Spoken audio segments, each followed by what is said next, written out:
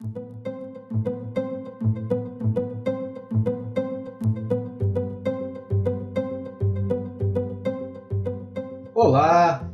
aos ouvintes, hoje faremos um programa especial para comemorar a chegada do episódio 9 da série Star Wars. E para discutir essa franquia genial, hoje temos aqui nossa primeira convidada, a Stephanie Echalar, jornalista. Olá, Stephanie. Oi, Andrew. Oi, Thiago. Oi, ouvintes. E é isso aí, vamos começar. E como a Stephanie já adiantou, o nosso outro participante hoje é o Thiago. E aí, galera, voltei novamente do lado sombrio da força, agora estou no lado da luz para colaborar com esse cast. Então, para falar dela, essa que é uma das 5 franquias mais lucrativas da história do cinema, hoje nosso programa será basicamente sobre 9 episódios de Star Wars. E só para deixar claro, nós utilizaremos a partir de agora a cronologia oficial adotada, pelo menos desde o lançamento da segunda trilogia em 99. Ou seja, quando falarmos do episódio 4, 5 e 6, falaremos daqueles filmes lançados entre o final da década de 70 e início da década de 80. Quando falarmos dos episódios 1, 2 e 3, falaremos daqueles filmes lançados em 99, 2002 e 2005. E quando falarmos dos episódios 7, 8 e 9, falaremos daqueles filmes lançados, respectivamente, 2015 e 2017 e o filme que está para ser lançado agora em 2019. Ok? Certo. Então, gente, para começar, vamos falar da trilogia original. A obra-prima do George Lucas. A obra-prima, exatamente. É a coisa raiz ali, de fato. Os episódios 4, 5 e 6. Só para lembrar aos ouvintes, o episódio 4, Uma Nova Esperança, foi lançado em 1977. O episódio 5, O Império Contra-Ataca, foi lançado em 80. E o episódio 6, que é O Retorno de Jedi, foi lançado em 83. Só uma curiosidade, em 77 foi lançado só Star Wars, e um ano depois que deu dinheiro, fez sucesso, o George Lucas falou que tinha mais filmes, então relançou no cinema episódio 4, rebatizado como episódio 4, Uma Nova Esperança. Pois bem, ouvintes, para falar um pouco dessa trilogia original, em que a gente tem o primeiro filme lançado em 77, o segundo em 80 e o terceiro em 83, é preciso entender um pouco dos bastidores que levaram à produção daquela obra. Thiago, o que você tem pra gente sobre essas curiosas questões de bastidores?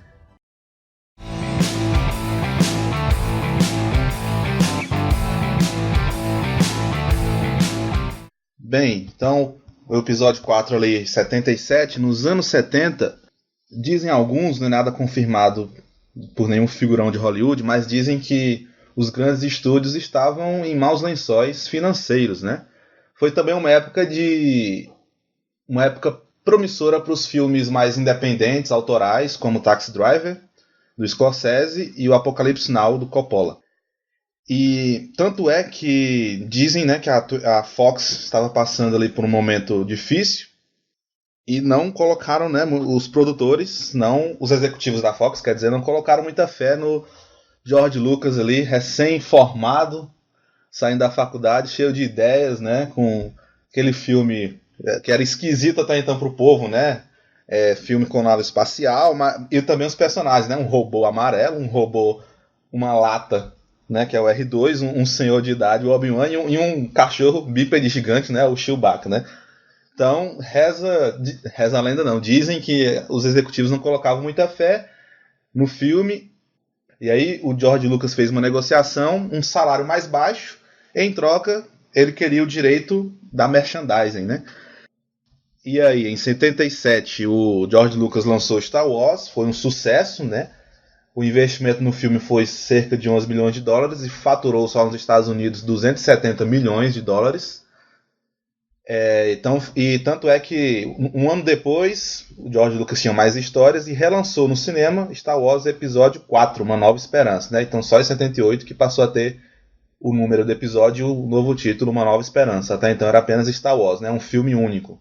Tanto que a gente pode ver, ele é um filme que se fecha, né? Tem o início, meio e fim, acabou ali. Até hoje. E aí, na mesma época também, o Spielberg lançou o Tubarão. E esses dois filmes e esses dois diretores deram o tom dessa nova indústria cultural no cinema, né? Desse novo cinema de entretenimento. O popcorn movie, né? O filme de verão, o blockbuster que a gente conhece hoje, né? Então esses dois diretores são fundamentais para esse tipo de filme, né? De aventura, fantasia. No caso do Star Wars, as três principais referências do George Lucas, tem várias, né? Mas as três principais são o Flash Gordon, né? Criado originalmente em histórias no formato de história em quadrinho em 1934 pelo Alex Raymond, virou seriado 2 anos depois, em 1936, e lançaram o filme em 1980, né? Então esse estilo ópera espacial, naves, o George Lucas pegou muito do Flash Gordon. A segunda grande influência é o gênero Spaghetti Western, né? O chamado faroeste spaghetti, né? Um movimento cinematográfico italiano das décadas de 60 e 70, e principalmente os filmes do japonês Akira Kurosawa, né? Filmes de samurai. Kurosawa teve uma longa carreira, dirigiu 30 filmes, o primeiro em 1943 e o último em 1993, né? Então foram aí 50 anos de carreira, e o Kurosawa influenciou vários diretores, né? Não só o George Lucas, ele é o papa cinematográfico de muita gente. Ô, Thiago, mas que beleza, hein, cara? Você disse uma coisa aí, eu só queria frisar. Você falou do nosso querido Apocalipse Now, do Francis Ford Coppola. Só queria lembrar o ouvinte que o George Lucas participou da produção desse filme. Só que ele acabou abandonando o projeto e foi cuidar, né, de Star Wars. E essa informação vai ser importante, viu, ouvinte? Guarde isso. Apocalipse Now, Vietnã, George Lucas. E você, Stephanie? Uma informação menos importante, mas ainda assim curiosa, é que o George Lucas, ele tem, o personagem George Lucas tem uma participação na série da DC, Legends of Tomorrow, Lendas do Amanhã, que em uma das confusões que eles arranjam tem uma mudança na linha do tempo, e o George Lucas desiste da faculdade de cinema, e aí muda toda a história, não existe Star Wars nem os outros filmes da franquia. Aí os heróis têm que voltar no tempo para convencer o George Lucas a voltar para a escola de cinema para fazer Star Wars e os outros filmes deles. Olha só, um mundo sem Star Wars realmente é outro mundo. Realmente, né? E só completando a curiosidade dessa, então provavelmente ele seria dono de papelaria, porque esse era o negócio do pai, e o pai queria que ele continuasse, né, o negócio da família, que era o ramo das papelarias. Bem, dito essas curiosidades, vamos passar um pouquinho para entender o contexto histórico ali da segunda metade da década de 70 e início da década de 80. Olha, gente, a primeira coisa a frisar é a questão da Guerra Fria. Ou seja, aquele momento pós-Segunda Guerra Mundial em que a gente viu um mundo bipolarizado. Né, duas grandes áreas de influência. De um lado, a potência ocidental, Estados Unidos, né, aquele mundo capitalista, o chamado Primeiro Mundo. De outro lado, o mundo sob a influência do socialismo real, né, socialismo realmente existente, como por exemplo define o Hobsbawm, ou o mundo comunista, querem alguns. O Segundo Mundo sob a influência da União das Repúblicas Socialistas Soviéticas. E, né, um grupo de países não aliados nem a esse primeiro, nem a esse segundo mundo, que é o grupo do terceiro mundista, ao qual nós, né, ou melhor, ao nosso país, o Brasil, fazia parte. Então a gente vai perceber essa guerra que não é literalmente quente, ou seja, que você não tem um conflito direto entre Estados Unidos e União Soviética, mas que é uma luta por influência, é uma luta para literalmente atrapalhar o concorrente. E dentro desse cenário, né, de Guerra Fria, apesar de Estados Unidos e União Soviética não se enfrentarem diretamente, é possível perceber algumas guerras por procuração, as famosas war proxies. Né? O maior exemplo, né, e que é muito importante inclusive para entender Star Wars, é a Guerra do Vietnã. Né? Esse conflito que teve início lá na década de 50, logo após o final da Segunda Guerra, né?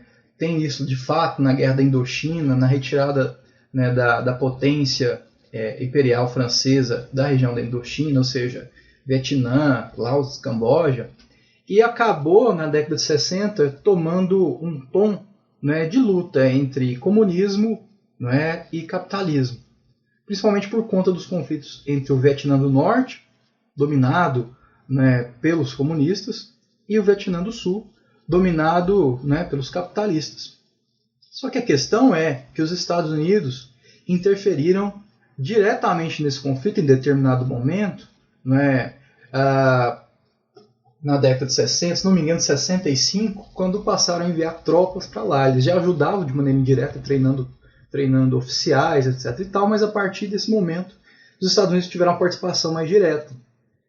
E, né, se num primeiro momento se imaginava que a chegada de uma potência do tamanho e da força dos Estados Unidos desequilibraria todo o processo, a partir de 68 a gente começa a perceber, principalmente depois da ofensiva do Tet, que a gente vai ver a opinião pública se voltando contra a presença norte-americana, a presença estadunidense ali no Vietnã.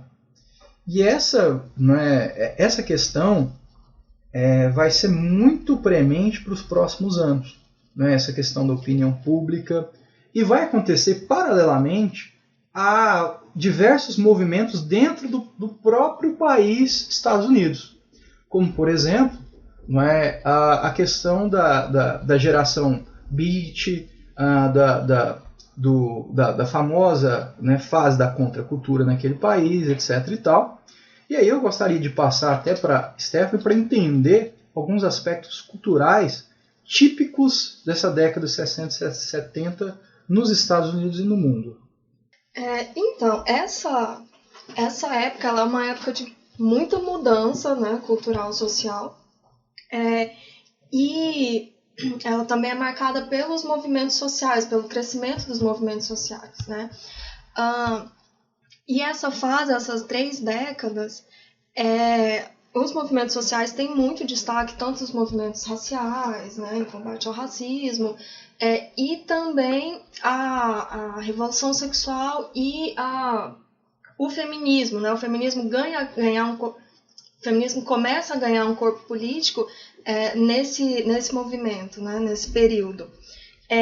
E eu acho que isso entra muito, isso marca muito essa primeira trilogia, né? Na personagem da Leia. Eu acho que é uma personagem muito rica, né? E que traz muito disso porque ela é muito disruptiva, né? De diversas formas, assim.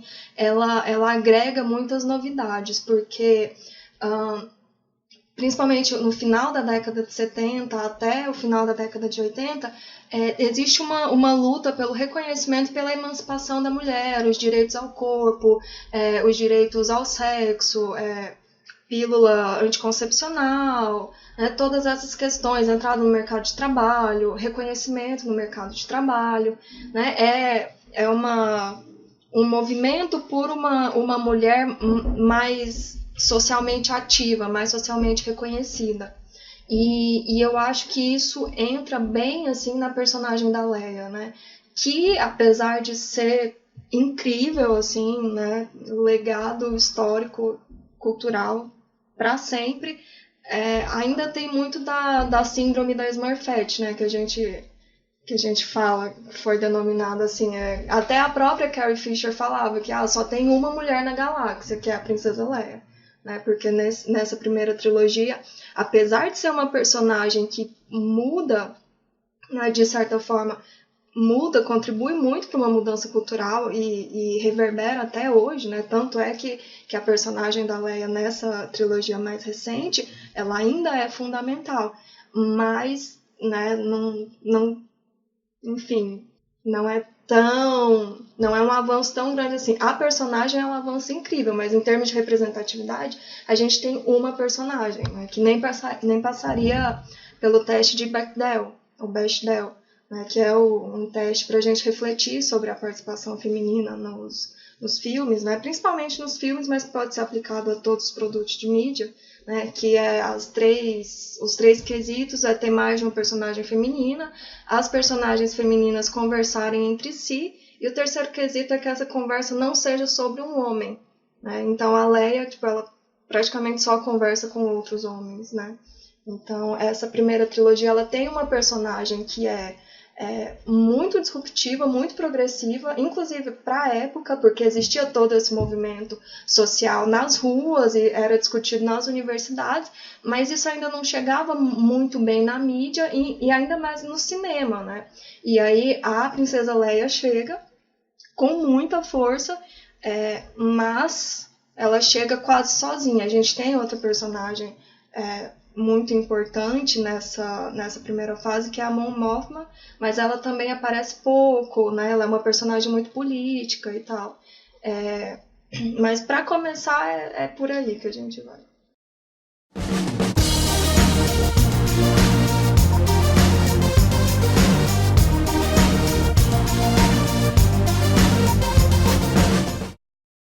Tá certo, Stephanie. Muito interessante. Tiago, eu gostaria de chamar você aqui para a gente discutir um pouquinho de contexto. O primeiro filme é lançado em 77. Né? Isso. Ou seja, se a gente pegar a década de 70, a gente tem já começa a perceber de fato, né, um Oriente Médio bastante conturbado. Né? Desde a crise de 73, a questão da OPEP, e a gente chega até 79 com a Revolução Iraniana. Né? Você, como um especialista nessa região do globo terrestre, né, o que você tem a nos dizer um pouquinho sobre, né, esse contexto bélico na região? O Oriente Médio, durante a Guerra Fria, foi um dos focos de guerra, né? Como você falou, não tinha ataques diretos da União Soviética e dos Estados Unidos, mas um dos focos ali foi o Oriente Médio. Temos já depois da Segunda Guerra, né? Entendendo que a Guerra Fria começa logo em seguida, já tem a criação do Estado de Israel, já tem ali a Primeira Guerra Árabe-Israelense, né, em 48. Do ponto de vista israelense, é a guerra contra 5 países árabes: Egito, Líbano, Síria, Iraque e Egito, Síria, Líbano, Iraque e Transjordânia contra Israel. Né? Israel se vê ali como uma guerra fundamental para garantir sua independência. Do ponto de vista dos palestinos, foi a Nakba, né, a catástrofe, que foi a guerra que consolidou a expulsão deles do território, né, da Palestina, criando a primeira grande onda de refugiados. Em 56, já ali com o presidente Gamal Abdel Nasser no Egito, tem a guerra da crise de Suez. E ali ali já estava bem na lógica da Guerra Fria, né, que o conflito, as tropas estavam se movimentando, as tropas britânicas, francesas e egípcias, e houve a interferência diplomática da União Soviética e dos Estados Unidos para não haver um conflito maior. Em 67 houve a Guerra dos 6 Dias, alguns países árabes atacaram Israel contra-atacou e venceu tudo em 6 dias, e já na década de 70, 73, a Guerra do Dia do Perdão, onde houve outro ataque árabe contra Israel, mas Israel revidou, e aí venceu mais essa guerra. Sempre ali Israel com apoio dos Estados Unidos, e os países árabes, como dizem alguns autores, genericamente apoiados pela União Soviética, né? Isso variava. Mas, de todo modo, estava ali, né? Claramente o conflito direto da Guerra Fria, não entre as duas potências, mas entre seus, nem tanto joguetes, né? Porque cada país árabe tinha seu interesse, mas seus aliados ali. Houve a crise do petróleo também nos anos 70. E nos anos 80, né, depois, em toda a década de 80, a guerra Irã-Iraque, né? E além da guerra, dessas que eu falei, da guerra Irã-Iraque, houve também a Revolução Iraniana em 79, né, onde liderado pelo Ayatollah Khomeini, que busca se livrar da influência imperialista estadunidense, e aí mas depois virou um regime totalmente teocrático, cheio de problemas e questões que não dá para tratar aqui ainda. E a guerra do Afeganistão de 79 a 89, onde a União Soviética invadiu o território afegão. A CIA, representando os Estados Unidos, lutou contra essa invasão, armando e treinando os Mujahideen, os guerrilheiros. E aí, dessa guerrilha afegã que foi surgir futuramente a Al-Qaeda, né, a base em árabe, que depois se tornou um grupo terrorista, né, e deu muita dor de cabeça para o mundo. Ah, verdade. A gente vai falar da Al-Qaeda no segundo bloco. Mas como o ouvinte já pôde ter uma ideia, o nome Star Wars, né, a ideia de guerra, de war, era muito comum na década de 70, né, início da década de 80. Mas, gente, né, agora que falamos um pouquinho do contexto, falamos de bastidores, vamos falar de algumas temáticas importantes colocadas nos 3 primeiros episódios, né, o episódio 4, 5 e 6. A Stephanie já deu uma pincelada sobre a questão da princesa Leia, sobre a questão da presença feminina e etc. Né, eu vou passar a palavra para a Stephanie e pedir para ela, né, nos explicar um pouquinho sobre alguma dessas temáticas importantes. Stephanie, o que você acha que é fundamental quando a gente assiste esses 3 primeiros filmes? Olha, eu acho que fundamental... A gente tem um cânone místico incrível, né, que o George Lucas criou, que é a força, né, que eu já conversei muito com o Thiago a respeito, poderia ser uma religião real, na vida real, mas eu acho que para além dessa ficção incrível, desse mundo fantástico que ele criou, a questão política que perpassa, né, as negociações, a diplomacia, o Senado, a ascensão do Império, né, esse background político é muito interessante. E a forma como os personagens lidam com isso, né? No caso, tem a Leia que nesses primeiros episódios, ela é meio dual, né? Ela tanto é guerreira quando ela faz um pouco dessa parte diplomática, né? Ela é senadora, herdeira do trono de Alderaan. E além da questão política que perpassa, a questão da forma como a força é tratada nessa trilogia original, eu acho que é muito interessante também, dá uma série de debates, uma série de reflexões para a gente fazer sobre essa questão do bem e do mal, da luz e do lado negro da força, a paz e a ação, né? E fora isso, eu diria que um dos destaques é a Leia e a trajetória da Leia, né? Porque ela é uma personagem muito rica e muito complexa. Como eu disse, ela tem essa transição, né? Para a cultura pop, para a representação feminina na cultura pop, ela é um marco diferencial, assim, né? Eu citei um pouco as ondas do feminismo, né? Falei que lá na década de 70 a 80 a gente estava passando por uma nova visão do feminismo, e aí a gente percebe que dos anos 80 para cá, a ideia de representação feminina, até os anos 90, mais ou menos, ela era muito na mídia, né? Ela repercutiu muito como a mulher pode ser o que ela quiser, né? Que aí tinha a questão uma princesa pode ser uma princesa diferente, né? Tipo a Barbie. A Barbie é astronauta, a Barbie é médica, mas ela é sempre a Barbie, né? E a Leia se encaixa um pouco nisso, nessa primeira trilogia, porque ela é uma princesa que é uma princesa diferente, né? Ela é independente, ela é forte, ela é inteligente, que é uma coisa que faz diferença, né, numa personagem feminina, elas nem sempre têm essa característica. O par romântico que ela faz, a questão do romance para a personagem não é um ponto central, então ela é muito disruptiva nessa época, e por isso eu acho que é um dos principais eixos assim, dessa trilogia, principalmente se a gente aborda isso no contexto histórico e cultural da época, né? Eu acho que esses 3 pontos aí são os que mais me chamam na primeira trilogia. No episódio 4 tem 2 momentos muito bons com a Leia. No começo, quando o Darth Vader entra na nave dela, ainda assim, quem vê pela primeira vez não sabe que é o grande Darth Vader, mas ela peita o Darth Vader, ela não corre, o Senado vai saber disso, não sei o que, aí o Darth Vader fala outra coisa, o Senado vai ser dissolvido, não sei o que.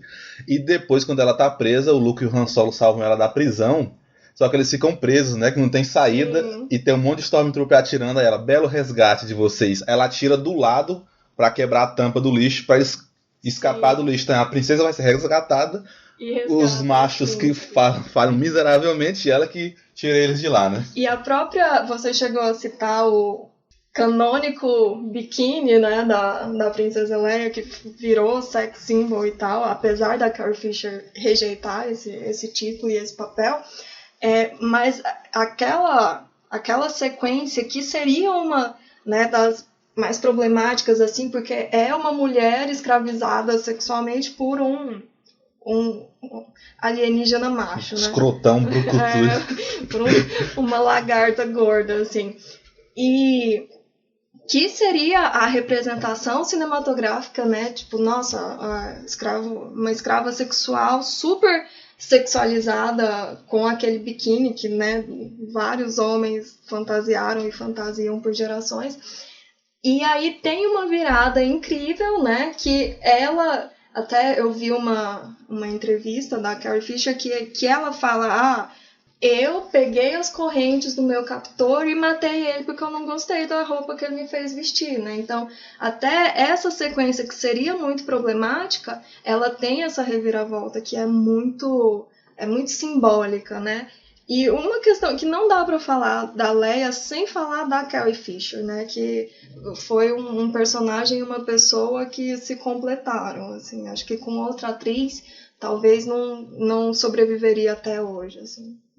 É verdade, até porque a Carrie Fisher ficou muito estigmatizada pelo papel. Ela não conseguiu, a carreira dela não fluía muito bem longe da Leia. Mas vocês falaram uma coisa muito interessante, você trouxe a questão do aspecto religioso, etc. Só lembrando, né, eu me lembro uma vez que eu li no Daily Mail que num censo da Inglaterra, 2001, nos inícios dos anos 2000, milhares de pessoas se declararam Jedis, né? E aí, quando eles foram ver, o jedaísmo era a quarta religião, se fosse considerada religião, seria a quarta religião, né, mais seguida do Reino Unido. E aí a gente entra no outro aspecto, são os aspectos religiosos, mitológicos. Thiago, o que você tem a nos dizer, né, a respeito desse uso da mitologia, né, desse aspecto, né, mitológico presente em Star Wars? Bem, o mentor, já pegando esse vocabulário mitológico, o mentor de George Lucas foi o Joseph Campbell, né, um mitólogo, pesquisou vários mitos de várias culturas do mundo. Ele escreveu O Herói de Mil Faces. Como eu falei, o Joseph Campbell escreveu O Herói de Mil Faces, foi lançado pela primeira vez em 1949. A tese central desse livro é o seguinte: a partir da análise dele de vários mitos de diferentes culturas, ele encontrou uma estrutura narrativa em comum, com etapas em comum e personalidades, ou melhor, arquétipos em comum, né? Então ele rebatizou isso, essa estrutura comum em todos os mitos, de jornada do herói, né? Que o herói, o primeiro passo é, por exemplo, ele está no mundo comum, né? Vai para um mundo especial, aparece um mentor, o convida à aventura, ele rejeita, depois acontece alguma coisa que faz ele decidir. E aí o Joseph Campbell colocou nesse livro O Herói de Mil Faces, né? Quem quiser entender de mitologia, essa é a leitura obrigatória. E ele faleceu em 87 e deixou inacabado uma obra que seria chamada de As Máscaras de Deus, né? E aí uma coisa interessante que o Campbell coloca na introdução do O Herói de Mil Faces, ele coloca o seguinte trecho, né? Sobre a semelhança entre os mitos, né? Com essa estrutura comum que é a jornada do herói. Ele queria... abre aspas, o entendimento, ele desejava com isso, com a pesquisa dele, fornecer, abre aspas, um entendimento mútuo entre os homens, pois, como diziam os Vedas, a verdade é uma só, os sábios se referem a ela por muitos nomes. Então, o George Lucas bebeu muito disso aí, o Campbell era o mentor dele, amigo, né, pessoal dele, inclusive.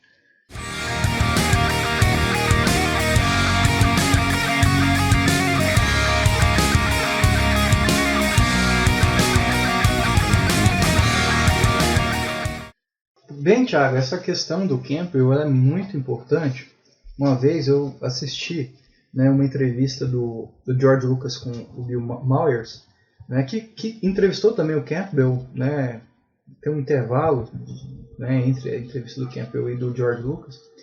E o George Lucas disse, né, nominalmente, que ele teve três mentores na vida: o pai, o Francis Ford Coppola e o Joseph Campbell.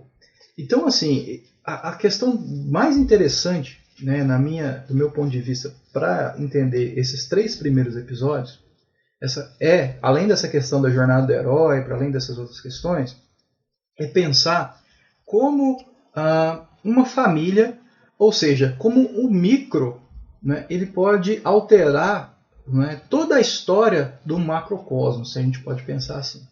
Né? Se a gente pega o núcleo do episódio 4, 5 e 6, né, ou seja, os 3 primeiros filmes, a gente vai perceber é uma relação entre um pai e 2 filhos, basicamente.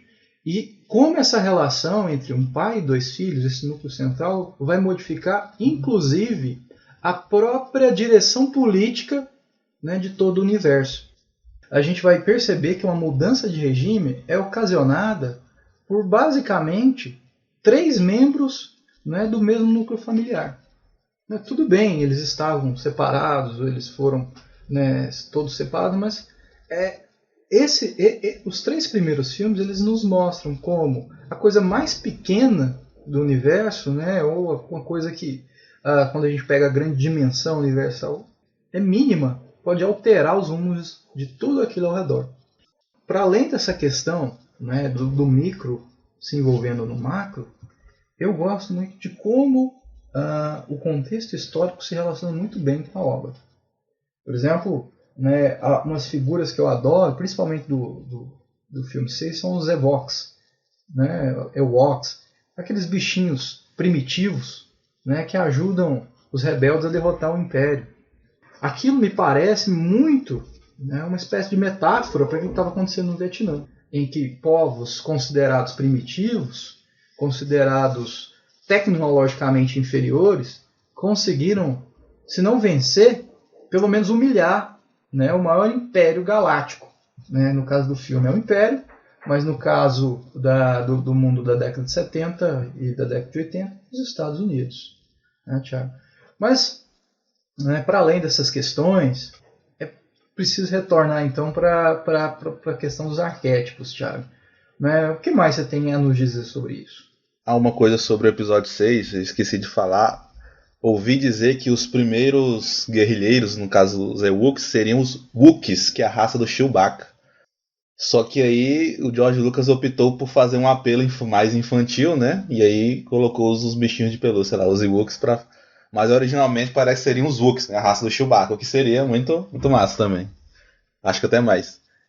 E sobre os mitos, então no episódio, na trilogia clássica, tá lá a estrutura mítica básica de muitos mitos e do Star Wars, né? O velho mentor, né? O Obi-Wan primeiro, depois o Yoda, o herói, o Luke, mais um anti-herói, né? O Han Solo, a Leia também heroína, o grande vilão, a Sombra, né? Que na linguagem arquetípica é o Darth Vader, e o grande conflito ali pai e filho, que aquilo, para a cultura pop, na época não era uma coisa tão disseminada como hoje, né? Que hoje está mais conhecido, né? Que o Joseph Campbell é muito junguiano, né? Ele usa os conceitos do Jung, inconsciente coletivo, arquétipo. Aí entende o arquétipo como essa personalidade ancestral que está no inconsciente coletivo, que nós herdamos. É uma concepção até ahistórica, na minha opinião, né? Que o Jung fala que a gente herda, o inconsciente coletivo existe e a gente herda. É uma concepção tanto ahistórica, mas é interessante a gente ver a obra do Campbell, porque ele lida com o registro dos mitos, né, em cada sociedade, em cada contexto. Então, para a história, para historiador, isso é bem interessante. E, apesar do Jung ter seguido outra escola, né, na psicologia analítica, que ele iniciou com Freud ali na psicanálise, o Freud também trabalha esse mito, né, esse conflito do pai e do filho no conhecido complexo de Édipo. Hoje isso é batido, né? Todo mundo comenta isso, já sabe. Só que na época, né, o episódio 5, onde Darth Vader se revela pai do Luke, é de 1980, esse conhecimento não era tão divulgado, né, em termos de cultura pop no mundo. E foi um grande choque, né, para o povo. Na época, diz que até o George Lucas pediu que o Darth Vader era feito por um ator, o corpo, né? Esqueci o nome do ator. O Darth Vader? O corpo. O Darth Vader era trabalhado por um ator, o James Earl Jones parece no corpo, e a voz era do David Prowse. E aí o George Lucas fez o David Prowse falar, depois que ele arranca a mão do Luke: Obi-Wan matou seu pai. Pra não vazar, ou vazar isso. Depois ele foi lá, meu amigo, fala isso aqui, eu sou seu pai. E isso aí foi grande coqueluche, né, que Star Wars causou. Eu lembro que eu assisti em 99, lançaram o episódio 1, então um pouco antes, em 97 o George Lucas lançou o box da trilogia clássica remasterizada, com cenas inéditas, e o SBT passou, né, passava o filme à noite, sexta ou sábado à noite, né, isso existia, gente, como diz o Han Solo no episódio 7, tudo isso é verdade. O grande lançamento das épocas era à noite, né, na TV aberta. E eu era adolescente, tinha uns 12, 13 anos, fui assistir, e eu lembro no episódio 5, quando Darth Vader fala pro Luke, caraca, velho, que isso, pai e filho, então... Sabe o que eu lembro, Thiago, te interrompendo? Eu lembro de assistir esses filmes no SBT à noite, no quarto de repouso do hospital, quando meu pai tava de plantão, que eu ia pra lá assistir com ele. Nossa, é marcante.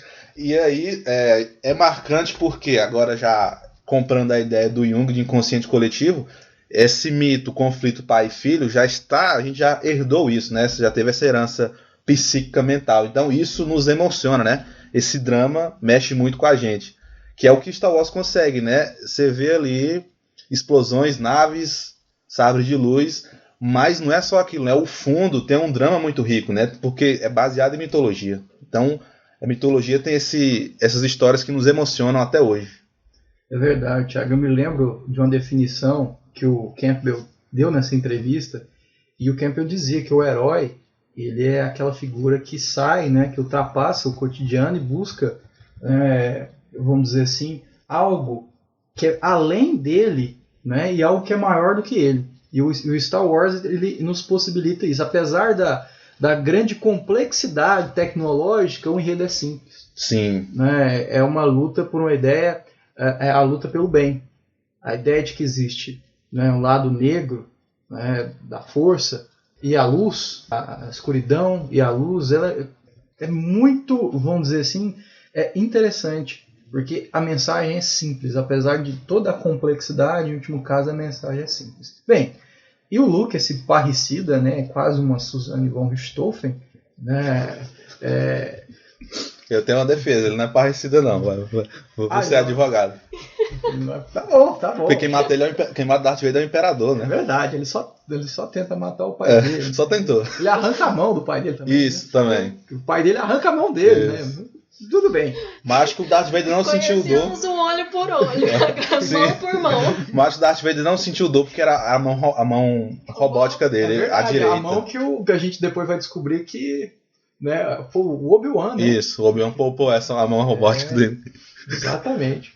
Bem, então para fechar essa primeira fase, Stephanie, você tem algo para acrescentar? Thiago? Eu tenho uma última curiosidade sobre essa fase, que pra gente ver como a indústria e a mídia, né, elas operam por meios curiosos, tipo Deus, assim. Que os primeiros brinquedos lançados, né, no primeiro filme foram o Luke, né, as figuras de ação, o Luke, o Chewbacca, o R2-D2 e a Leia, né? Depois, acho que na segunda leva de lançamentos que veio o Darth Vader e o Han Solo. Então, nos anos 80, as crianças e as meninas podiam brincar de Star Wars com a boneca da Leia. Interessante. Isso você me lembrou de um caso muito interessante, porque quando lançaram o filme, os bonecos não estavam prontos, né? E aí o filme saiu meses que o filme tinha, e os bonecos não estavam prontos, e não tinham passado por todos os parâmetros e tal. E aí no Natal, se não me engano, de 77, 78, eles não conseguiram vender os bonecos. O que eles fizeram? Né? A Kenner, que era a empresa que pegou para vender os brinquedos, era a empresa licenciada, no Natal ela não vendeu os brinquedos. Ela vendeu uma espécie de garantia de que os brinquedos chegariam quando fossem produzidos. É o começo da pré-venda, né? Exatamente. Os caras... Né? A ideia do blockbuster, né, que é o Star Wars, ele conseguiu arregimentar diversas dimensões disso que a gente vê hoje em estreias, em diferentes aspectos do produto, vamos dizer. Só a trilogia clássica, só 3 filmes já deram o tom de como deve ser a logística de um blockbuster, só né? O primeiro filme. Só o primeiro, na verdade. Né? Se você pega Tubarão, que foi lançado um pouco antes, literalmente Star Wars é o primeiro, né? Vai ser o primeiro blockbuster. Mas enfim, então fechamos essa primeira trilogia e o ouvinte se prepare que hoje a gente vai até altas horas, né? Aí no seu celular, no seu som do carro, sei lá onde você esteja ouvindo. Vamos entrar agora na segunda trilogia, né? Os famosos episódios 1, 2 e 3, lançados respectivamente em 99, em 2002 e 2005.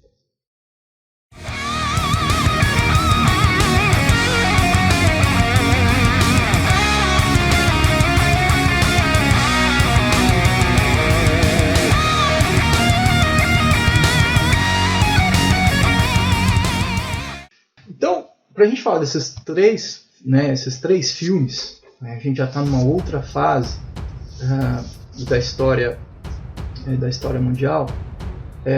A gente tem que entender o mundo pós-Guerra Fria. Se o primeiro, né, se os três primeiros filmes são lançados durante, né, o terceiro, o quarto, o quinto, ou seja, os episódios 1, 2 e 3 são lançados após. E é muito importante a gente entender o contexto dos anos 90 ali, dos anos 90. Isso por quê? Mas se a gente pega o mundo pós-queda do Muro de Berlim, pós-fim da União Soviética, o que a gente tem é uma expectativa de um mundo liberal, né? Se a gente pega, por exemplo, a obra lá do Francis Fukuyama, a gente vai perceber lá que ele vai defender o fim da história, que agora o regime liberal tinha, né, de fato as democracias liberais tinham se imposto e que de agora para frente as cartas já estavam dadas. Como diz no Goiás, ó as ideias dos caras, ó as ideias. Então a gente vai perceber que a década de 90 ela apresenta inicialmente um otimismo nesse ponto, né? Ou seja, né, acabou aquele outro modelo, agora a gente caminha, a gente sabe para onde a gente está caminhando, né? No entanto, todavia, né, porém, o narrador diz, eles não sabiam para onde eles estavam. Exatamente. Né? A gente vai perceber que algumas novas questões vão aparecer na década de 90.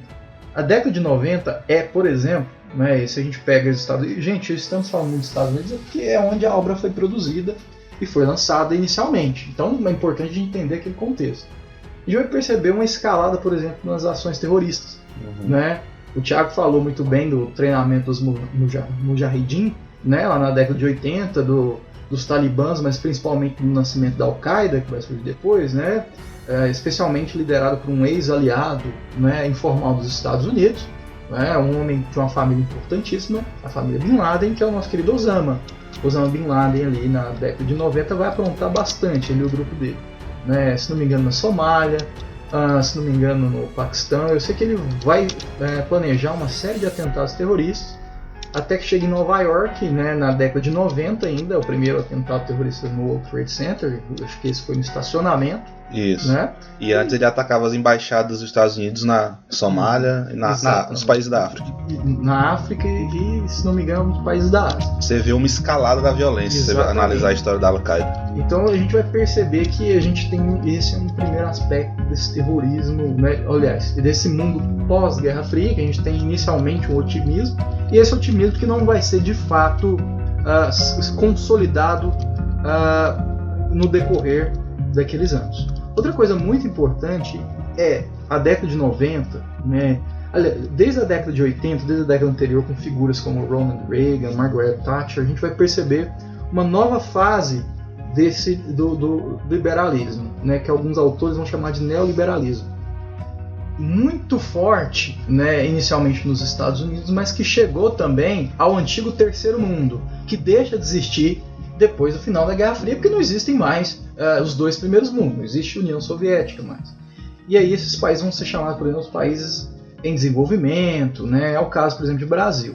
A gente vai ver que a década de 90 é um momento essencial para a gente entender a implementação dessa nova fase do liberalismo nos Estados Unidos, aliás, né, nos Estados Unidos um pouco antes, na década de 80, mas no resto do mundo na década de 90.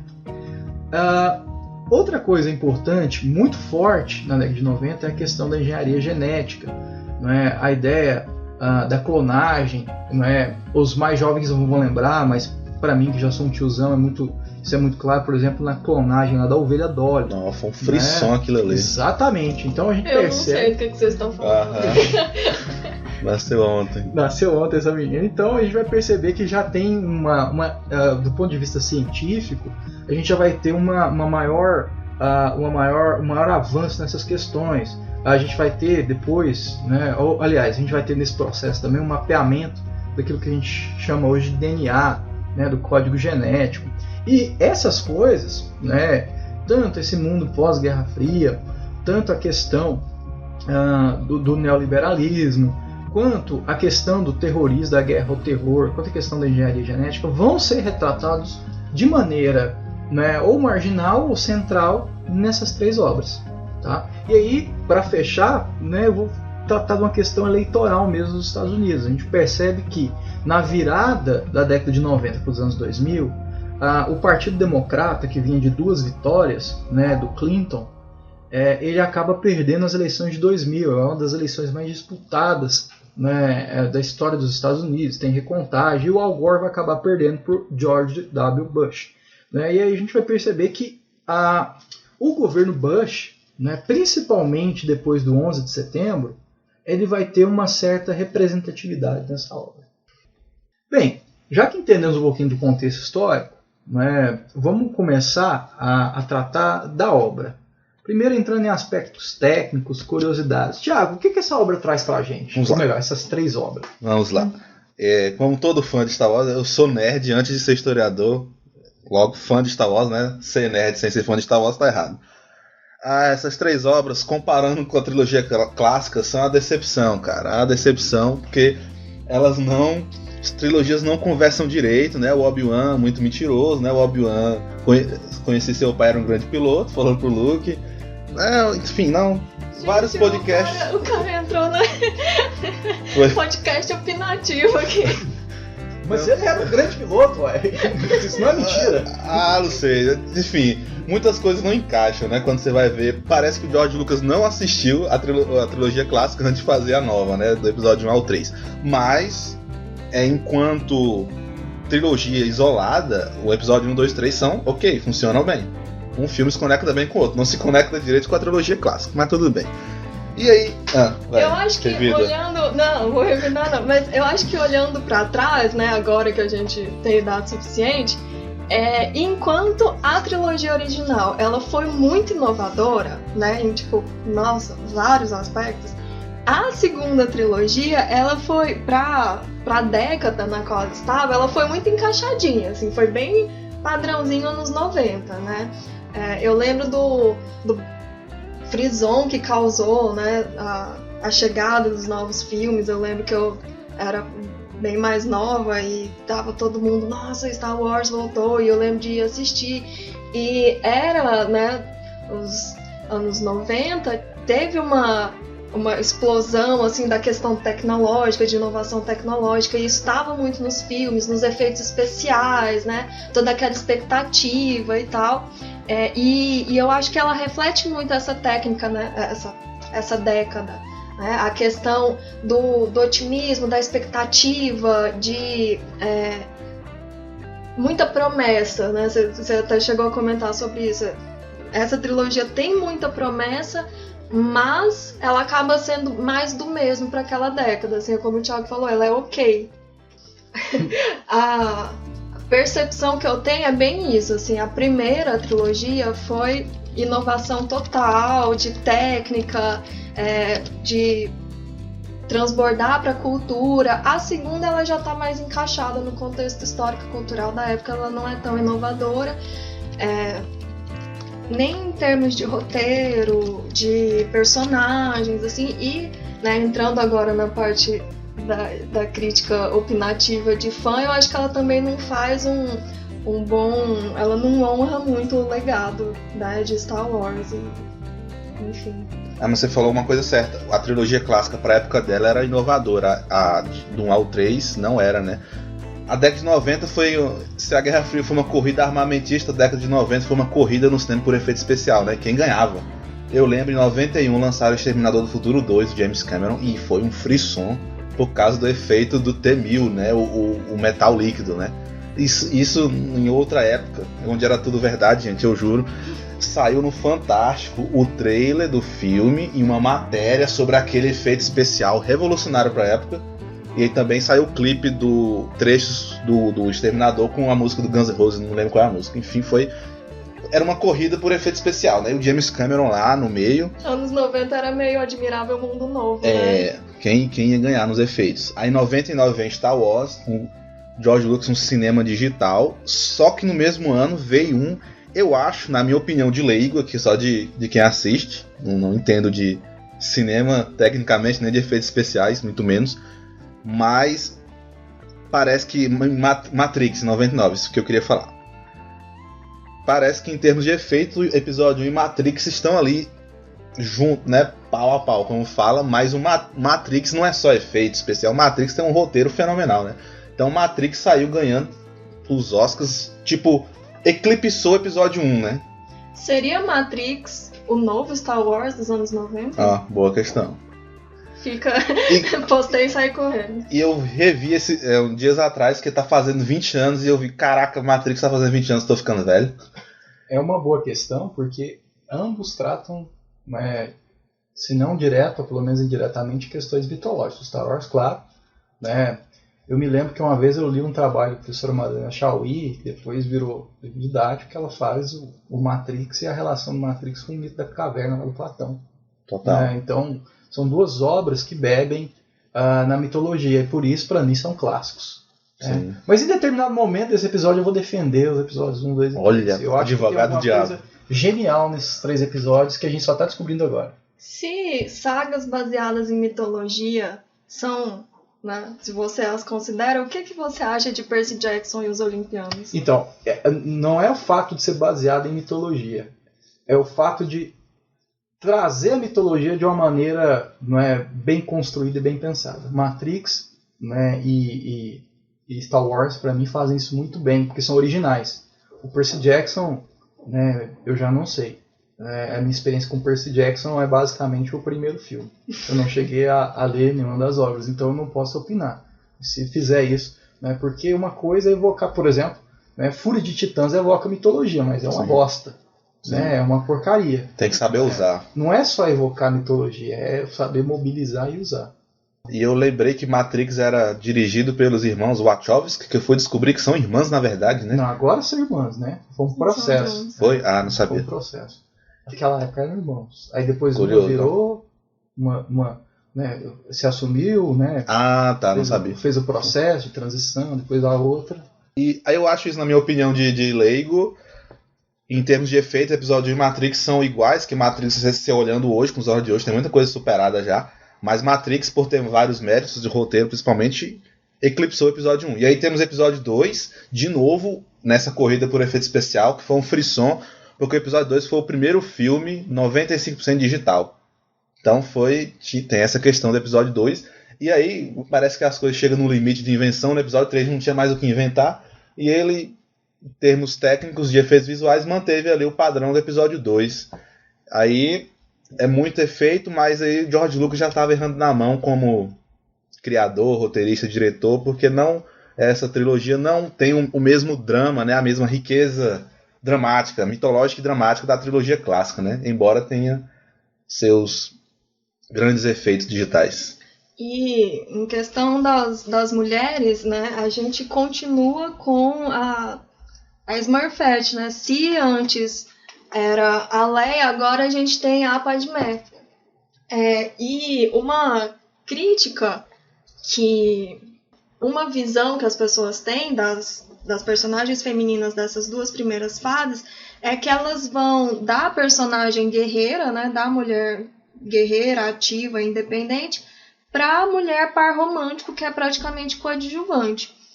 Essa análise, eu acho que ela é mais aplicável, mais perceptível nessa segunda trilogia com a Padmé, que eu também acho que é um reflexo da cultura da época, né? A questão do romance no cinema, né? O cinema já estava mais popularizado, a questão dos blockbusters agora, né? Já era um gênero existente que se baseia ainda hoje muito na questão do romance romântico. né, dessa questão homem e mulher mais tradicional e tal. E eu acho que isso está bem mais presente nessa fase. Mas a gente não pode esquecer que a Padmé, ela ainda tem um papel muito importante. Ela é uma força política nesses 3 filmes, né? Ela também é uma senadora, ela tem uma ação muito presente no Senado. Fora isso, tem toda a ação dela de se disfarçar como plebeia e participar ativamente, né, dos movimentos que dão início, né, à Aliança Rebelde, assim, né, pré-Aliança Rebelde. Né, ela luta com Anakin. Então, uma coisa que chama a atenção nesse sentido é que uma das questões trazidas pelo feminismo no final dos anos 80 e que vai perdurando aí pelos anos 90 é a questão de que o privado é político, né? Porque existia toda uma discussão de que os espaços privados são destinados à mulher. E que se algo acontece no ambiente privado, no ambiente doméstico, ele não importa para a sociedade. Então, parte das lutas do movimento feminista é a desconstrução desse estereótipo, né, dessa construção cultural, tanto para fortalecer a luta pelos direitos da mulher, quanto para fortalecer a participação da própria mulher. E eu acho que nesse contexto, ter a Padmé como uma personagem política, né, porque literalmente política, já que ela está no Senado, eu acho que isso é uma referência bastante interessante, e a capacidade política e diplomática que ela tem também são muito fortes, né? A gente tem uma personagem que é dicotômica para a época, é uma mulher que é uma força política. Mas, por outro lado, eu também acho que a presença dessas personagens, não só a Padmé, mas a Mon Mothma também, né? Tem várias líderes que são líderes políticas e não líderes de guerra, né? E eu acho que isso traça um pouco também um perfil, apesar da Leia e mesmo da Padmé também pegarem armas e lutarem, eu acho que essa predominância de personagens femininas nos primeiros filmes, que são mais políticas e analistas, elas também criam essa dicotomia entre homem e mulher, né? Que a mulher é mais calma, mais analista, amadurece mais rápido, então vai ficar pensando nas coisas, enquanto os boys will be boys, assim, vai brigar, vai bater e tal. Então, eu vejo isso com essas ressalvas, assim. Você falou um negócio interessante que eu me lembrei, que a Natalie Portman, antes de ser a Padmé, ela é israelense. Sim. E ela serviu, né, como todo israelense, né, ela teve que servir nas Forças Armadas por 1 ou 2 anos. Né, e aí me parece realmente um pouco contraditório esse papel da mulher, né, tendo o seu papel militar deixado, vamos dizer, de lado. Mas, né, por outro lado, eu me lembro de uma leitura uma vez de uma obra de John Keegan chamada História da Guerra, que ele vai falar dos tabus militares, né? E um dos maiores tabus militares, pelo menos no Ocidente, foi a questão da participação feminina em conflitos armados. A mulher participando ativamente no papel de militar mesmo em guerras. Né? Tiago, mas vamos continuar nessas temáticas. O que você acha uma temática importante para a gente ressaltar aqui desses três filmes? Vamos aí destacar o caráter cientificista, né, desse período. Você já falou um pouco, episódio 2, Ataque dos Clones, né? Tá lá a mania por clone, né? Que meio que, pelo menos a mídia não tá noticiando muito, né? Não sei como é que está hoje, mas enfim. Para os mais novos, né, saberem, a gente teve uma novela na Globo chamada O Clone, só para vocês terem ideia de quanto essa temática é importante. É verdade. Anos 90, né? Anos 2000. Evolução científica. início, né? Início de 2000 ainda é 90. E aí, outra coisa dessa cientificação decepcionou muitos fãs, os tais dos midi-chlorians que aparecem no episódio 1, que na trilogia clássica a força era algo místico, né? O Obi-Wan falou pro Luke, é algo que está em todos os seres vivos, nos envolve, nos cerca, que mantém a galáxia unida. O Yoda fala no mesmo tom e fala que seres luminosos somos nós, não essa rude matéria. E aí me vem episódio 1 e fala que o Anakin tem tantos mil midichlorians, mais que o Mestre Yoda, que os midichlorians seriam seres vivos, né, microscópicos, nos quais a força se manifesta. Muitos fãs se decepcionaram porque tirou o misticismo da força, né, um pouco desse misticismo, explicando, cientificizando, catalogando, né, essa força é quantificável, é tanto em tal pessoa. Mas isso aí reflete o cientificismo da época. E outro ponto importante, que talvez muitos achem chato, porque é a parte sessão Senado dessa trilogia do 1 ao 3, é a política e a ascensão do Palpatine. O Palpatine, ele é apenas no episódio 1 um senador de Naboo. Há a crise, né, entre a República e a Federação do Comércio. Nessa crise, ele nem conspira, né, que não é nada escondido, ele arregimenta os votos de desconfiança ao chanceler supremo do Senado da República, que é o Valorum, e aí ele é eleito, né, chanceler.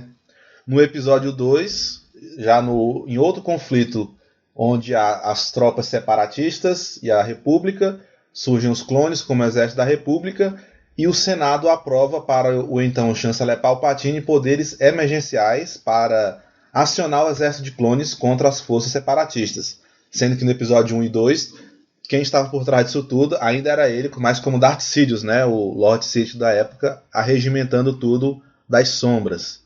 E até o episódio 3, onde aquela cena em que o Mace Windu e outros mestres Jedi descobrem que ele é o Lord Sith, vão prendê-lo, ele mata esses Jedi e depois vai ao Senado falar que os Jedi traíram a República e logo ele.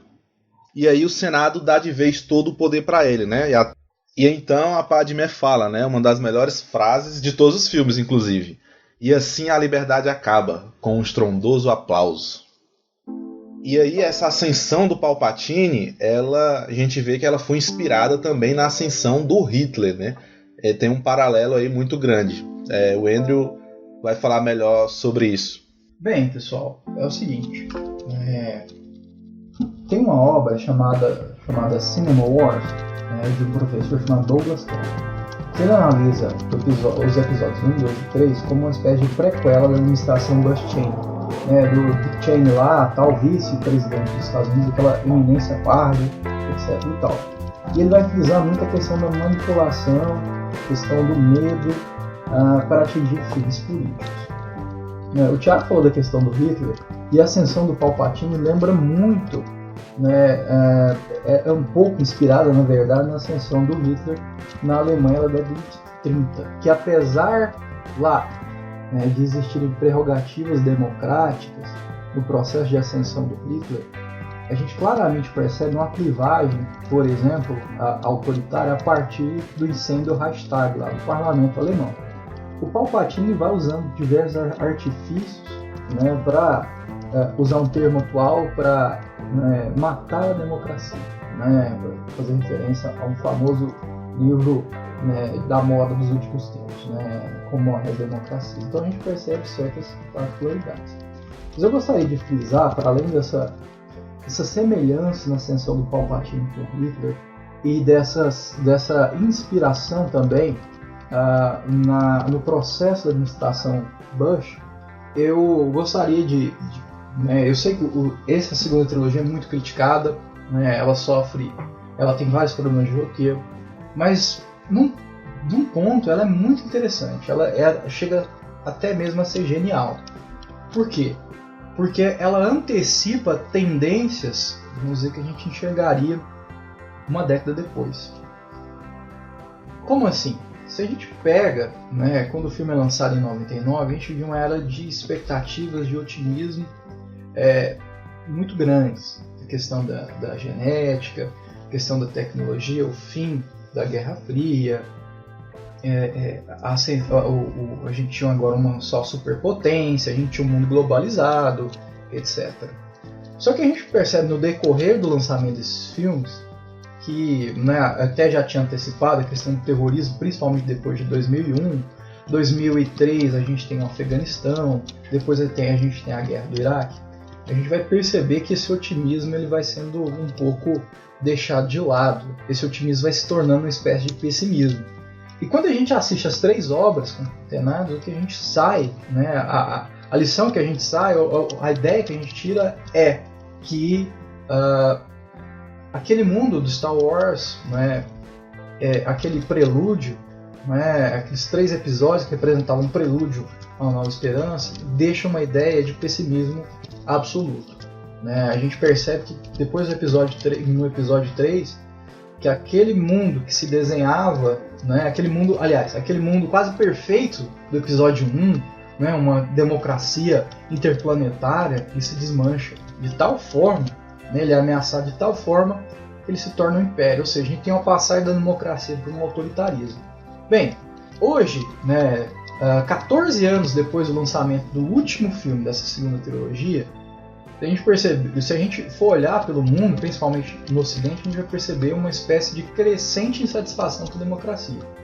Né? E nisso, eu acho a segunda trilogia interessante, porque o George Lucas, né, o qual eu considero autor, né, o principal cérebro por trás da franquia até então, né, até a venda, como a gente vai ver daqui a pouco, ele vai colocar, né, ele vai deixar no final do terceiro livro uma espécie de pessimismo.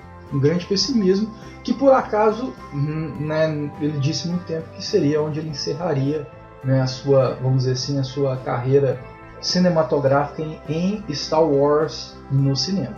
A gente vai perceber que tudo isso vai mudar nos anos 2010. E aí eu gostaria de encerrar minha fala nessa segunda parte citando o próprio George Lucas.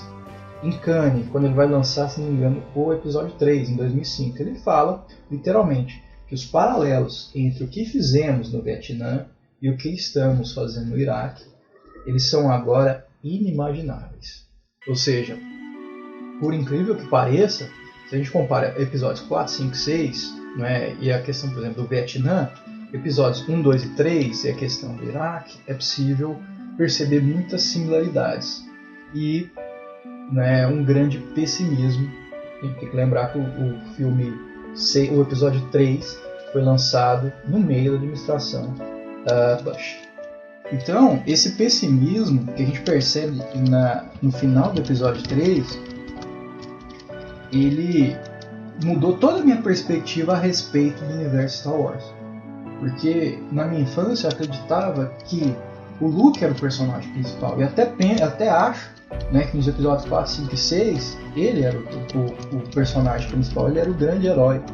Mas quando a gente assiste a segunda trilogia e assiste 1, 2, 3, 4, 5, 6, os episódios em sequência, a gente percebe que não se trata do Luke, não se trata de como, não se trata de como o bem venceu o mal, mas se trata de como o bem se tornou mal, o Anakin saiu, abandonou a luz, foi para a escuridão e depois acabou sendo redimido, pelos filhos. Então a impressão que eu tenho é que o George Lucas quando produziu os 3 a segunda trilogia, ele estava um pouco, pelo menos, desiludido com o que ele estava vivendo. Essa é a minha impressão. Entrando agora na terceira trilogia, eu havia dito agora da importância do George Lucas. Quando a gente fala da terceira trilogia, esquece George Lucas.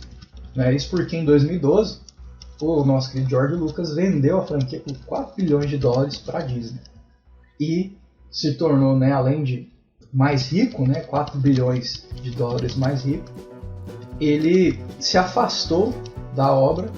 E a obra, essa terceira trilogia, é tocada por outras figuras, inclusive o J.J. Abrams, o famoso roteirista de Lost. Então, depois que o George Lucas sai, a Disney assume, a gente vai ter o lançamento da última trilogia, ou melhor, da última trilogia até agora, viu, gente? Porque Disney, a gente nunca sabe o que esperar. São os episódios 7, 8 e 9, que será lançado aí no dia 18 de dezembro. Um de 2015, outro de 2017, outro de 2019. Isso sem contar os filmes derivados, o Rogue One e o Han Solo.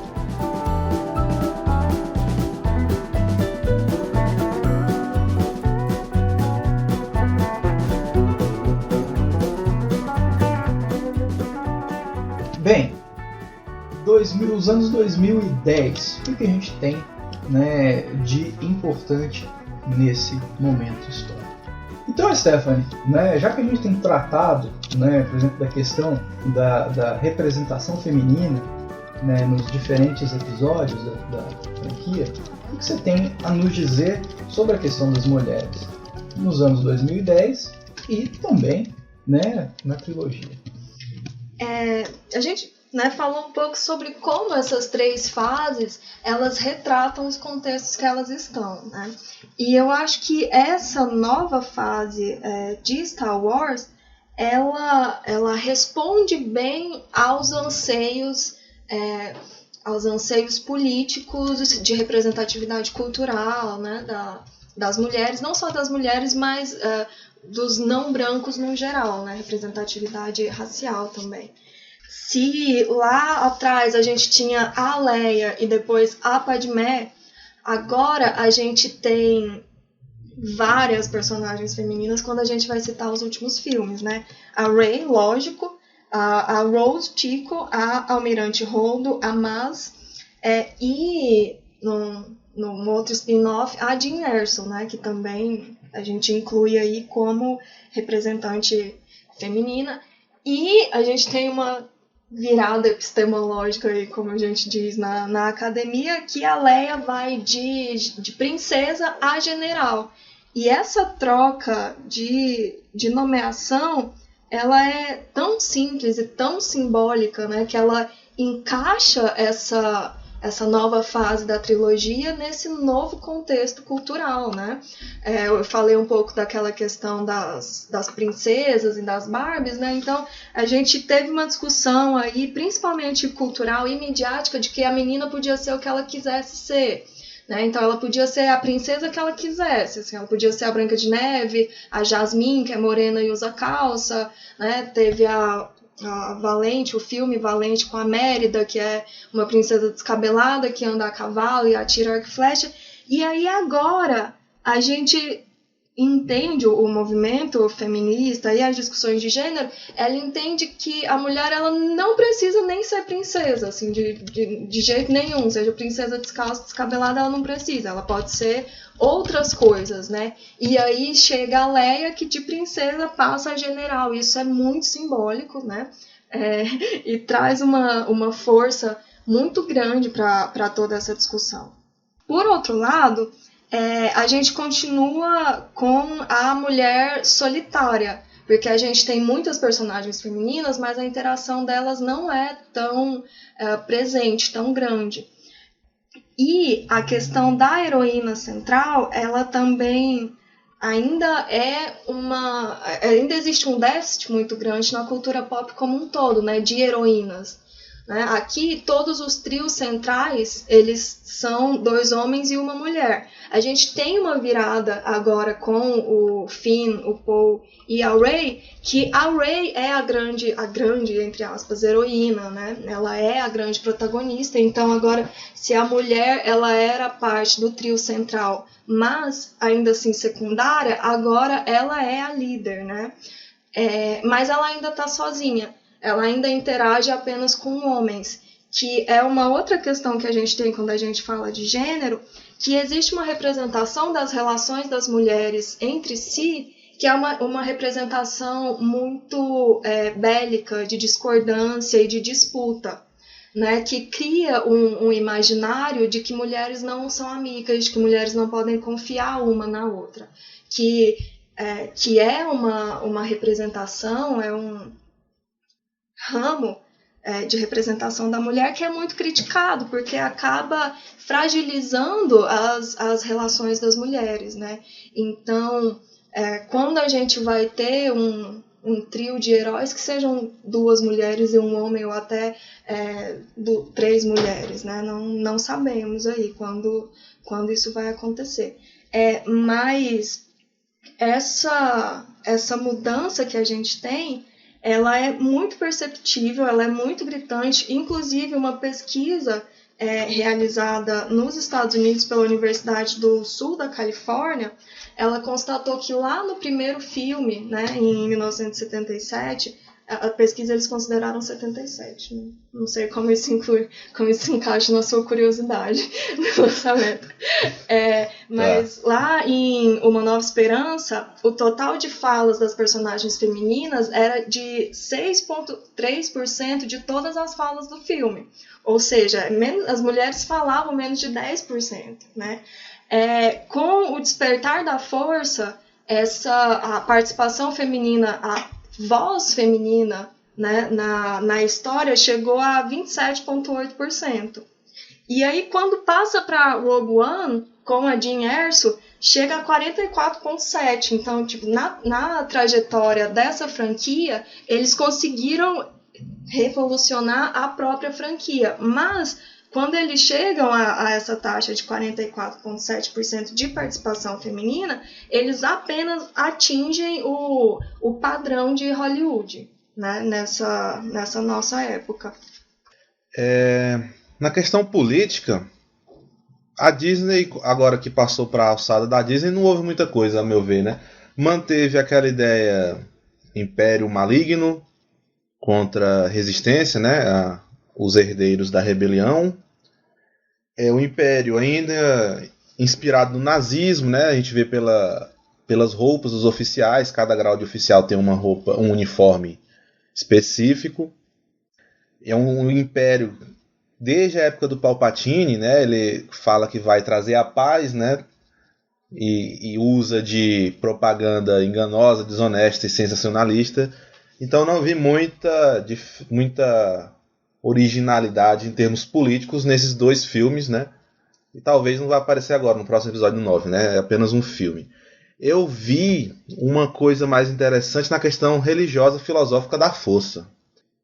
Na trilogia clássica, o Obi-Wan e o Yoda, eles colocam a força como essa energia que une o universo, que rodeia todos os seres vivos e que faz parte deles. Na trilogia episódio 1 a 3... tem os midi-chlorians, né? A gente já comentou. E nessa nova trilogia, principalmente no episódio 8, tem umas coisas interessantes, né? Que o Luke fala que a força, ele não contradiz seus mestres, mas ele dá um plus, né? Ele fala que a força é também uma tensão, né? Que gera um equilíbrio.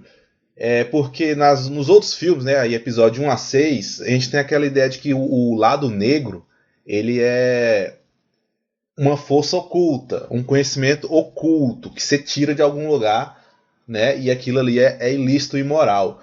O Luke, no episódio 8, já frustrado com tudo que aconteceu, né? Ele tem uma visão mais rica. Ele fala que a força é os dois, né? É o lado da luz e o lado negro, estão ali em tensão. E eu vi que isso é muito parecido, toda essa concepção de força, né? Do episódio 1 ao 8, né? É parecida com o conceito de Tao, do taoísmo, né? Eu pesquisei um pouco, né? O taoísmo é a doutrina mística e filosófica que exerceu muita influência na China. Não sei como é o taoísmo desde a ascensão do Partido Comunista na China, em 49, não sei como está hoje, mas sei que a religião lá ainda é um caso complexo, né? Dizem que o taoísmo foi fundado pelo Lao Tse, um sujeito que não se tem certeza se existiu ou se é uma fábula. Se ele existiu, ele teria nascido em 604 a.C. O nome Lao Tse, na verdade, é um título de honra, né, que significa velho amigo ou velho mestre. E aí tributam a ele o livro Tao Te Ching, que está lá a base, nesse livro está a base do taoísmo. O taoísmo se baseia no Tao, Tao, né? Tao. Significa caminho, literalmente, Tao. E aí tem 3 entendimentos filosóficos. Esse Tao é o caminho da realidade última, é uma espécie de essência da essência, da qual jorram todas as coisas. Esse Tao é inefável, é transcendente, não se consegue falar ele com palavras, ele não pode ser aprendido pelo intelecto. Ele está em todas as coisas, por cima, por debaixo e entre as coisas, né, que são trechos do Tao Te Ching. Ele é como um útero de onde toda a vida brota e retorna. Esse Tao também é imanente, ele é inerente a todo ser, ele é o propulsor, é o poder propulsor da natureza, o princípio ordenador da vida, ele é espírito, não é matéria. Até o Yoda fala no episódio 5 que somos seres de luz, né, não somos matéria. E a última ideia filosófica de Tao é que é o caminho da vida humana. Então eu não sei dizer se o George Lucas, ele estudou mitologia e religião, pelo menos para compor a trilogia clássica. Não sei se ele entrou em contato direto com Tao Te Ching ou com algum estudioso que estuda o taoísmo, mas aí, pelo que eu falei, eu percebi muita semelhança, né, entre esse conceito da força, essa energia essencial que une tudo, mas que ao mesmo tempo é uma tensão que pode ir tanto para o lado ruim como para o lado bom. Eu percebi muita semelhança com essa ideia do Tao, né, presente no taoísmo, que também é presente no confucionismo. E as práticas Jedi também tem muito a ver com o Zen budismo, uma tradição do budismo que foca muito na respiração consciente, né, que levaria à concentração plena no aqui e agora, né, que bate muito com o que o Yoda fala para o Luke no episódio 5, naquele treinamento clássico. Então, percebe-se aí uma influência das religiosidades orientais, né, sobre a formação dessa religião Jedi, né, no Star Wars, né, sobre o conceito da força. Voltando um pouco agora sobre o contexto dessa, né, que a gente agora estamos no presente, talvez daqui a uns anos a gente pode fazer outro podcast, né, reanalisando essa última trilogia com outros olhos, mas falando um pouco sobre o contexto presente, a Disney, ela vem de uma estratégia de mercado muito sagaz, né? E eu acho que ela responde às demandas culturais e sociais que acabam recaindo sobre o consumo cultural de uma forma muito inteligente, né? Eu acho que isso tá muito presente nessas últimas produções da Disney, né? Que são muito estratégicas em questão de representatividade, principalmente de gênero, mas também de raça, que aqui no Brasil nossas questões de raça são muito ligadas ao negro e ao índio, né?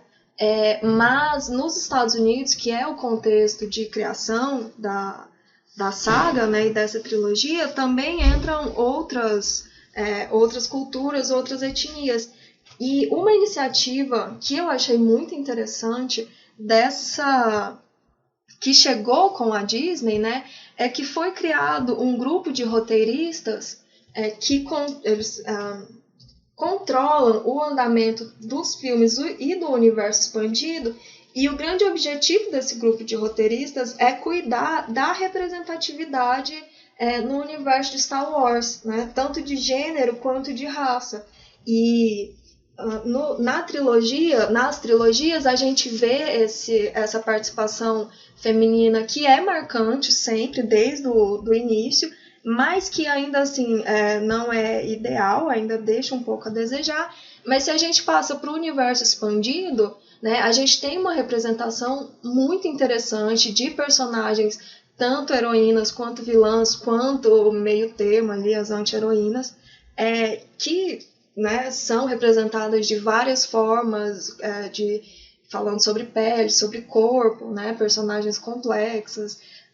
E nessa última trilogia, nos 2 filmes que já foram lançados, a gente tem um trio protagonista que para os Estados Unidos é muito importante, que é um trio formado por uma mulher, um homem negro e um homem latino, que a questão latina é muito forte, é muito problemática nos Estados Unidos por conta dos embates entre os norte-americanos brancos e os imigrantes ou os que são descendentes originários, né, das regiões que foram conquistadas do México.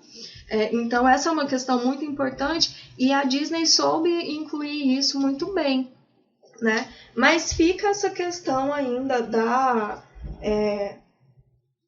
dependência, né, de uma protagonista feminina. Ela ainda precisa se ancorar nos protagonistas masculinos, né? Que é uma noção que tem sido debatida há muito tempo, tem sido cobrada há muito tempo, e pouco a pouco as produtoras têm se aventurado, né? A gente viu nos últimos anos Mulher Maravilha, Capitã Marvel, agora a gente teve o trailer da Viúva Negra, mas nesses 2... Aliás, a gente teve um movimento bacana que lá na Mulher Maravilha o sidekick dela era um homem, que era um par romântico. A gente chega na Capitã Marvel com assim, ela meio que tem 2 sidekicks, que é o Nick Fury, né, que é um homem negro, Mas também tem a Maria, né, que é uma grande amiga dela, e aí traz essa presença feminina que a gente sentia falta, né, que é a questão da mulher não estar sozinha, ela ter uma aliada que é uma igual, é uma mulher. E agora, pelo trailer, a gente vê que a Viúva Negra também está acompanhada de mulheres como suas iguais, isso também é bem bacana. Mas de qualquer forma, a Rey, ela não dá pra falar que ela é uma segunda Princesa Leia, assim, porque são, né, contextos diferentes, perspectivas diferentes, e Princesa Leia rainha, assim, o resto nadinha. Mas ela também tem suas inovações, né? Ela também é muito inovadora, e uma coisa que também marca isso é a ausência de um par romântico, né? Que a Rey, até agora, ela não precisou desse tipo de envolvimento para enriquecer a personagem de qualquer forma, né? Ela é uma heroína, e isso é muito interessante também. Eu vejo também uma questão de mercado. Do episódio 8 se destacou a Rose, né? Asiática, assim, pro padrão da Terra, não pro padrão Star Wars. Padrão.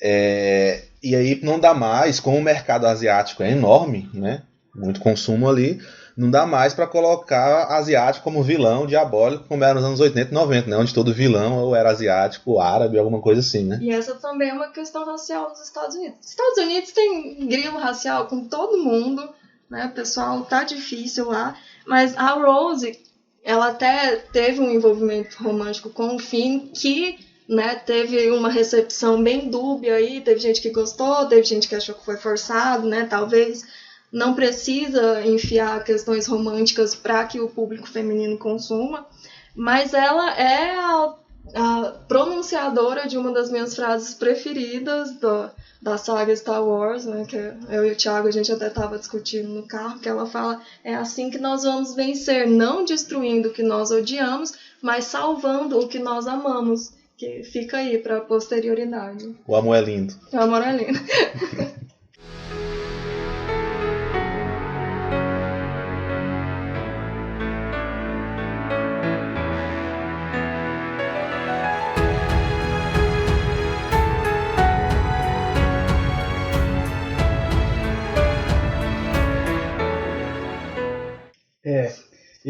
Do ponto de vista temático, eu penso que essa nova trilogia, né, claro, ela ainda não foi encerrada, ou seja, algumas temáticas novas podem aparecer. Mas o que eu percebo é que ela se ancora naqueles pilares que foram um sucesso das trilogias anteriores, principalmente na primeira trilogia. Então, aquela coisa que eu falei da família como microcosmo, né, ela continua. Né? Se a gente pega o vilão, se não me engano, é filho da Leia com o Solo, né? O Kylo Ren. Kylo Ren, né? O Kylo Ren. Ele é filho, ou seja, aquela família, né, a família Skywalker, ela continua no centro, todo o enredo gravita em torno dela. Né? Eu não sei, né, se vão mostrar a origem da Rey, se isso vai interessar, talvez isso possa ser um ponto de dissonância, se ela sair dessa família, ou seja, pode ser um aspecto novo. Ou não, né, se descobrir, sei lá, que ela é parte dessa família, eles vão tentar manter isso. No entanto, as grandes obras artísticas, né, seja na literatura, no cinema, elas se destacam pela novidade, né, por trazer um olhar diferente. Ao, né, se aproveitar daquilo que já funcionou, isso é bom do ponto de vista mercadológico. Mas para se fazer um clássico, por exemplo, como é Star Wars, né, o primeiro filme lá, né, a primeira trilogia, acho que a gente foge um pouco, né, eu acho que essa nova trilogia foge um pouco, ela me parece ser mais do mesmo, pelo menos até agora. Essa nova trilogia, ela também é meio dual, assim, porque eu e o Thiago, a gente, né, principalmente depois do primeiro filme, a gente saiu do cinema falando, nossa, é um remake do primeiro filme, é um puta presente pro fã, né? Porque assim, você vê aquelas mesmas questões principais de novo, é como estar vendo o Luke encontrando o Han, e até, né, tem o BB-8 com o R2-D2. O segundo filme da última trilogia, o episódio 8, o Thiago também apontou que tem muitas semelhanças, né? E aí isso tanto né, esse mais do mesmo, apostar no time que está ganhando, como ganha um outro valor agora né, nessa altura do campeonato, porque reconquista os fãs antigos com esse apelo emocional, né? E os não tão antigos também, quanto a gente mesmo. E acaba contribuindo para conquistar uma nova geração também, né? Eu acho que isso é interessante, mas sim, né, do ponto de vista de roteiro, de história, é muito mais do mesmo. Nesse ponto eu queria acrescentar, inclusive, quando saiu o primeiro filme, o George Lucas ele deu uma entrevista, né, chamando inclusive a Disney de um bando de escravistas brancos, né, por ter feito aquele cobra dele. Claro, depois ele teve que se retratar, né, quando o dinheiro fala, né, a boca cala, né, e ele voltou atrás, falou que não era bem assim. Mas aí, isso que você trouxe é muito interessante para mim, porque quando a gente pega do ponto de vista histórico, né, todos os filmes eles são historicamente localizados, eles bebem do seu contexto. Sim. Né? Do ponto de vista da forma, a nova trilogia bebe muito do contexto. Por exemplo, a questão, né, a questão da representatividade de diversas camadas. Mas do ponto de vista do roteiro, né, e é a coisa de que menos falamos da terceira trilogia, né, ela não bebe tanto no roteiro porque ela aposta em fórmulas de sucesso, em fórmulas mercadológicas de sucesso. Então, eu acho que nesse ponto, essa terceira trilogia, pelo menos até agora, né, isso ainda está aberto, porque tem um filme a ser lançado no próximo mês. Aliás, quando o ouvinte estiver escutando, já vai ter saído, provavelmente. Né? Então, talvez possa mudar um pouco, mas a minha impressão dessa nova trilogia basicamente é essa. É um pouco da ideia de pastiche lá do Friedrich Jameson, né, na pós-modernidade. Quando eu vi, eu lembro que eu não gostava do episódio 7 e do episódio 8. Eu revi agora pra gravar e eu gostei. Tá, pega estruturas da trilogia clássica, né? Mas dá uma reformulada. Eu comecei a gostar. Mas tá na hora, né, de acabar a saga Skywalker, né? Mas essa trilogia nova é isso. É pra agradar os fãs antigos e preparar caminho pra essa nova geração. Porque de 77 até agora, 42 anos. Então tem que preparar um terreno pra nova geração que vai manter essa franquia aí, que vai dar dinheiro pra Disney e pro George Lucas. Mas será que vamos chegar ao fim da saga Skywalker se o próximo filme se chama Ascensão Skywalker? Não, então, o fim agora. Eu pensei nisso, né? O nome é Ascensão, mas acho que vai acabar agora e começar outra saga. Ascensão porque o universo... Episódio 10, a queda da Skywalker e volta. Episódio 11 é tipo um reboot. Aí eu não sei também o que vai ter. Reboot ou... outra família dentro desse universo, ou se outra saga, sem ser exatamente família. Vamos ver aí. E uma última coisa que eu gostaria de frisar, né, é que do mesmo jeito em que a gente não sabe o que vai acontecer no episódio 9, a gente vive num mundo, né, o nosso presente, ele é um tanto quanto incerto. A gente não consegue fazer nem muitas perspectivas do ponto de vista político, do ponto de vista social, do ponto de vista macro mesmo. É impossível a gente saber né, como é que vai estar o mundo no próximo ano. Né? E morando no Brasil, eu diria, eu não sei como é que vai estar o Brasil no próximo mês. Então, né, é um pouco da angústia que a gente vive, né? Esperando o filme e esperando o futuro. Eu tô com medo de como vão colocar o Imperador, o Darth Sidious, nesse filme de novo. Meu Deus, ressuscitaram o cara. Meu Deus, o que vamos fazer com ele? Bem, depois dessa longa conversa, né, talvez o nosso maior programa até agora, o nosso maior episódio até agora, melhor dizendo, vamos partir para as dicas culturais. Vou começar com a nossa querida convidada, Stephanie. Uma dica, por favor, uma ou mais. Você que manda. Olha, entrando um pouco na minha participação especial aqui, a minha dica é para quem curte cultura pop, né? Não é bem um produto cultural da cultura pop, mas é o site Valkyrias com K, que a produção dele é toda feita por mulheres e eles discutem as questões relacionadas ao feminismo e às mulheres na cultura pop. Dos que eu conheço, é um dos que eu mais gosto, acho mais bem feitos e mais relevantes. Fica a dica aí. A minha dica é o livro e documentário O Poder do Mito, que a gente comentou aqui, né? Bill Moyers e Joseph Campbell, gravado no Skywalker Ranch, lançado em 88. Vai estar aí o link pro livro para comprar na Amazon, viu? Amazon, quer dizer, para dar uma ajuda financeira aí pro ogro. E tem também o documentário Império dos Sonhos, de 2004, que é a história da trilogia clássica do Star Wars. Bem, o Thiago roubou a minha dica. Ah, foi mal. Então eu vou mudar ela e vou indicar aqui um livro chamado Star Wars and History, de Nancy Reagan e Janice Liddell. É um livro, se não me engano, de 2012. Né? E se você quiser relacionar um pouco Star Wars com história, esse é um bom livro para isso. Além desse livro, eu vou deixar indicado aí embaixo uma entrevista, já que falou que o Bill Moyers entrevistou o Joseph Campbell. Eu já citei no programa que ele entrevistou também o George Lucas, e aí a gente vai deixar linkado também a entrevista que o George Lucas deu para o Bill Moyers. É isso aí, um abraço a todos os nossos ouvintes e até a próxima. Pera, eu tenho mais uma dica. Pera, não sai correndo não, ouvinte. E pra quem quiser entrar um pouco mais no background histórico da Princesa Leia, tem um livro do Universo Expandido, bem legal, que chama Star Wars Episódio 8, Leia, Princesa de Alderaan. A gente também pode deixar o link aí da Amazon, fica a dica pra quem quiser. Eu só iria dar um recado, né, pra essa geração tomar cuidado com o lado sombrio, que mais sedutor ele é, porém é o caminho errado.